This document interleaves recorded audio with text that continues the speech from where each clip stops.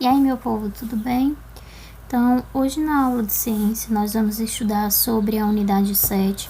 Nós vamos estudar 3 capítulos. Nós vamos ver o capítulo 17, o capítulo 18 e o capítulo 19 nessa videoaula. É interessante que vocês prestem bastante atenção, que vocês escrevam as partes mais importantes no caderno de vocês, porque educação é tudo. Então, vamos para frente, tá? Aqui no capítulo 17 fala sobre as fases do desenvolvimento. Então, o ciclo de vida do ser humano, ele é dividido em fases. Nós temos a fase da infância, a fase da adolescência e a fase adulta, certo? Em cada uma dessas fases é determinado um tipo de diferença ou um desenvolvimento que acontece com os humanos. Por exemplo, na fase dos bebês, há muitas atividades que ou na fase adolescente ou na fase adulta nós realizamos extrema facilidade, como é o caso de falar, de andar, de conseguir se comunicar através de gestos, entre outras. Na infância, né, nós temos uma fase que ela é consideravelmente responsável pelo crescimento e pelo aprendizado. Então, durante a infância ocorre o crescimento das estruturas corporais, né, da criança, que pode ser observado também pelo aumento do peso, pelo aumento de acordo com os anos que vão, né, se passando. Então, nessa fase também ocorre o desenvolvimento de algumas partes do corpo, como é o caso do cérebro, né? Nós aprendemos a ter consciência, nós passamos a ter impulsos nervosos, de muitos outros músculos do nosso corpo que, né, eram inexistentes até então. Então, esse desenvolvimento ele é percebido porque nós somos bebês, né? Como aqui traz o exemplo, nós não conseguimos fazer algumas atividades básicas, né? A gente não tem força suficiente, nós mantemos em pé, nós não temos o equilíbrio, nós não conseguimos nem manter a nossa durinha de uma forma que ela não fique se mexendo muito. Então, além disso, as estruturas, né, internas e internas, nós temos aí também o desenvolvimento dos sistemas genitais. Então, quando nós somos crianças, nós temos o que nós chamamos de características sexuais primárias, porque nós já nascemos com os órgãos sexuais que nos determinam, né, se nós somos do sexo masculino ou somos do sexo feminino. Então, já é possível observar essas características sexuais desde a infância. Na adolescência, né, acontecem as transformações, que é no caso da puberdade. Transformações, é importante que vocês saibam que tanto são físicas quanto também são psicológicas. Então, durante a adolescência, o corpo ele sofre várias modificações. Então, ele passa por intensas mudanças, né?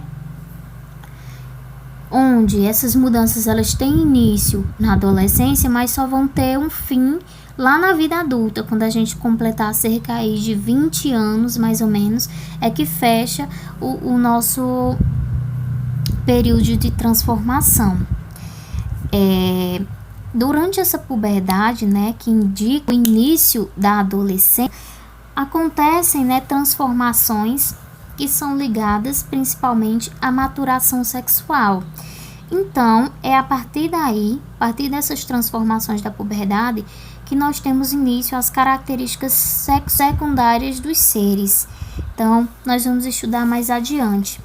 Nessa puberdade também, além dessas transformações físicas, como eu falei para vocês, nós também temos a possibilidade de transformações psicológicas, frustrações, a preocupação com o corpo, a preocupação com a sua aparência, e isso geralmente gera alguns desconfortos, geram algumas agressões físicas e agressões psicológicas, como é o caso do bullying, né? E hoje, como os veículos de comunicação, os celulares, computadores, a internet, ela é muito presente na adolescência, nós temos também, é muito comum a gente ver também, né, essas intimidações, essas agressões se tornam agressões por parte virtual, que é o cyberbullying que a gente conhece. Então, é importante que vocês tenham em mente, já no início do capítulo, que todas essas transformações que passam pela vida adolescente são transformações únicas e são transformações que tanto acontecem no corpo de vocês quanto acontecem na mente. Então é por isso que a gente tem que conversar bastante sobre isso, esclarecer muita coisa em relação a essas fases que vocês, né, enfrentarão. Na idade adulta, né?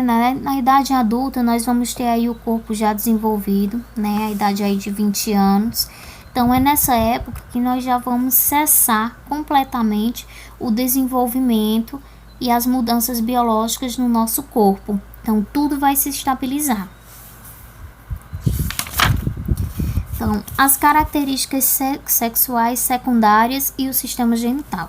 Então, como eu já falei para vocês, essas características sexuais secundárias, elas vão aparecer na segunda fase da nossa vida, que é a fase da adolescência, né? No período que a gente conhece como período da puberdade. Então, nesse período, durante essa adolescência, as pessoas, né? Os adolescentes passam por transformações físicas que são relacionadas ao desenvolvimento dos seus órgãos genitais. Então, são chamadas características sexuais secundárias. Então, nós vimos que lá na fase da infância, os órgãos sexuais já são as nossas características sexuais primárias, porque a gente já nasce com eles e a partir disso já determina, né, o nosso sexo. Nas meninas, essas transformações sexuais, elas incluem o desenvolvimento dos seios, incluem também a menarca, que é a primeira menstruação, inclui o surgimento dos pelos, né, em partes, em regiões do corpo que elas não possuíam, como é o caso das axilas, dos pelos pubianos, e há também, né, a redistribuição de toda uma massa corporal no corpo, pois é nesse período que a menina tende a ganhar gordura, né? Tende a ganhar massa, tende a ganhar gordura, principalmente nos quadris, que é a parte em que vai estar localizada, né, interiormente o útero, né, onde posteriormente será o lugar de desenvolvimento de um feto, certo? Vamos seguir. Nos meninos, né, nos rapazes, observam-se, né, o aumento da massa muscular e também a alteração da voz. Então, esses rapazes passam a falar com uma voz mais grossa, uma voz mais grave. Há também o crescimento dos pelos na face, né, a barba, o bigode, e na região pubiana e também nas axilas. Essas transformações, elas são determinadas pelo amadurecimento das glândulas, né, sexuais do nosso corpo. Quem são essas glândulas sexuais? Então, nas meninas, essas glândulas sexuais são os ovários e nos meninos, essas glândulas sexuais são os testículos, certo? Então, Kelly, para que servem essas glândulas sexuais? Então, essas glândulas sexuais, meninas e meninos, elas possuem uma importância muito maior do que o sexo.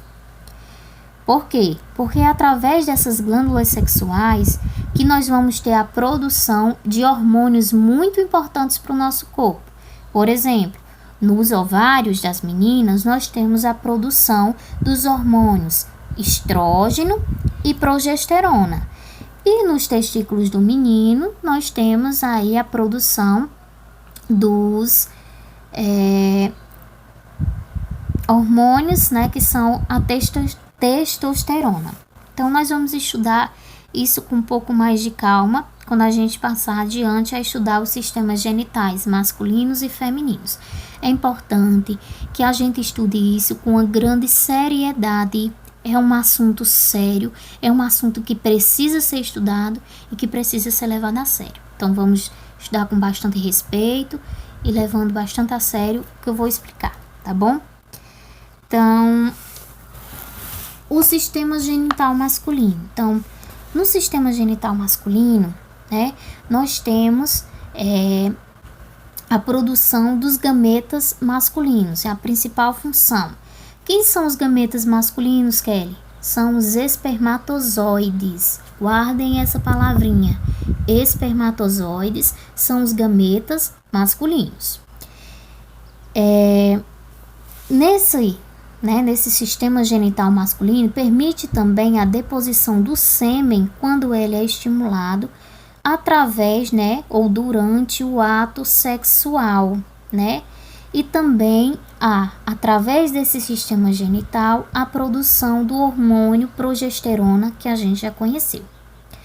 O sistema masculino, ele é corroborado, ele é completado, ele é feito, por diversos tipos de órgãos diferentes, certo? Nós temos em sua constituição os testículos, que são as nossas glândulas sexuais, é o ponto X onde é produzido aí nos meninos os seus hormônios, no caso a testosterona. Nós temos também, importante lembrar, esses testículos, eles estão dentro do escroto. O escroto é só um saquinho para guardar esses testículos, para que eles fiquem acomodados, porque é uma das partes mais importantes do sistema genital masculino, que é a parte que produz esse hormônio, certo? Além disso, nós temos também outros órgãos, e outros ductos que fazem toda a diferença, nesse sistema genital, como é o caso do epídimo, dos ductos deferentes, das glândulas vesiculosas, da próstata, da uretra e do pênis. Então, nós precisamos estudar e nós precisamos conhecer cada um, porque, como acredito que vocês já tenham, ouvido, existem diversas doenças que também podem, afetar o sistema genital, como é o caso de uma doença muito perigosa chamada câncer de próstata. Então, nós precisamos estudar com grande seriedade isso para poder entendermos bem o que significa. Então, o sistema genital feminino, ele é composto por esses órgãos. Cada um deles vai ter uma função diferente nesse sistema genital. Nós vamos entender essa função agorinha. Vamos lá. Então, para poder se formar os gametas masculinos, que é no caso os espermatozoides, esses garotos passaram por um processo chamado de espermatogênese. Então, os espermatozoides, eles são formados durante esse processo de espermatogênese. O que é isso, Kelly? Então, esse processo de espermatogênese, pessoal, eles ocorrem lá no interior dos testículos. Sim. Posteriormente, os gametas, eles vão sair desse testículo e vão passar para o epídimo, onde eles vão completar o seu amadurecimento e vão ficar armazenados. Então, primeiramente, os espermatozoides, eles são formados no processo de espermatogênese, lá nos testículos. Dos testículos, eles vão ser mandados, eles vão ser realocados para o epídimo. Nessa parte do sistema genital masculino é onde esses espermatozoides vão sofrer a maturação, eles vão ficar maduros, como é que a gente chama, e vão completar o seu desenvolvimento total. Eles vão ficar ali armazenados até o momento da cópula, certo? Então, à medida, que ocorrem, que esses espermatozoides, eles são liberados do epídimo no momento da cópula, eles vão percorrer outros canais do sistema, masculino, que é, no caso, eles irão percorrer as glândulas vesiculosas e a próstata. Ao chegarem nessas glândulas vesiculosas e na próstata, eles vão formar o que é conhecido como sêmen. Por quê? Porque tanto nas glândulas vesiculosas como na próstata são produzidos algumas substâncias viscosas. Essas substâncias, elas são essenciais para a saúde, do sistema genital masculino. E é por isso que quando são acometidos com doenças como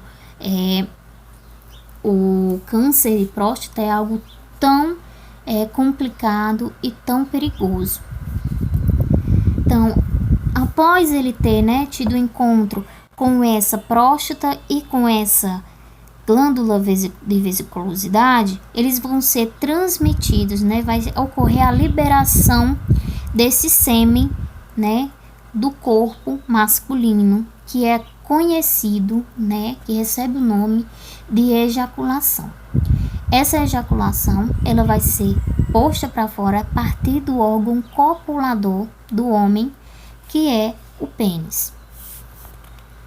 Quando o sêmen, no momento da cópula, ele é depositado no sistema genital feminino, ele fica vivo durante 3 até 4 dias, aproximadamente isso, no organismo dessa mulher. Se esses espermatozoides estiverem em contato com os gametas femininos, pode ocorrer uma fecundação, ok?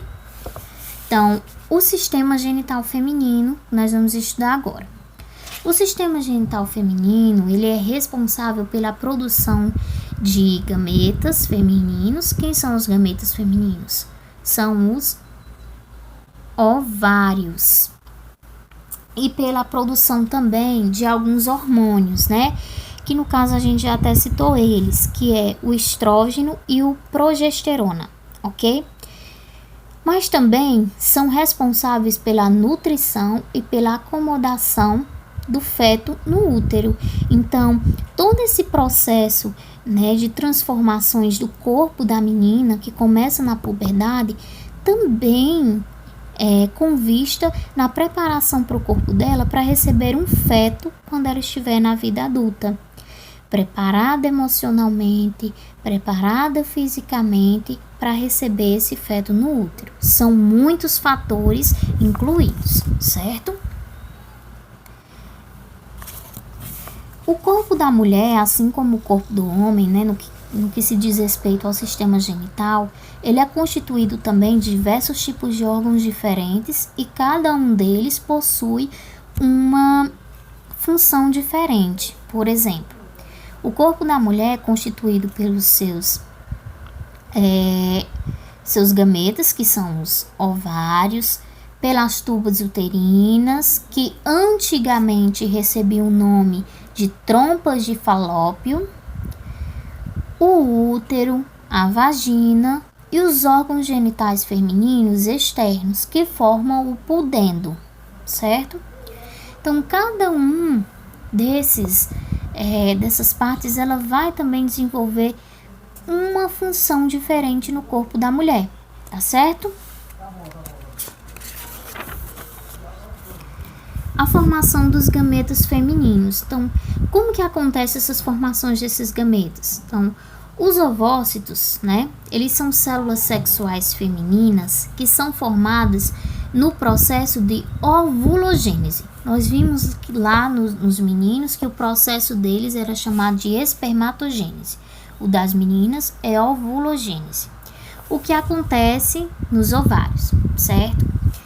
O início da ovulogênese ocorre durante o período embrionário. Então, assim, todas as meninas, ao nascer, elas já nascem com diversos ovócitos, ou seja, elas já nascem com diversas células sexuais.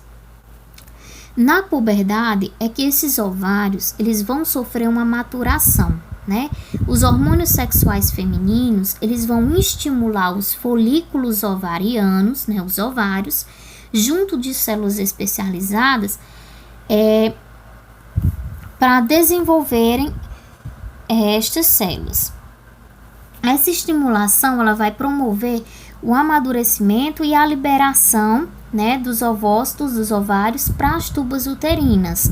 E aí, durante esse processo, caso seja, ocorra um encontro, na verdade, com células masculinas, pode acontecer a fecundação, certo?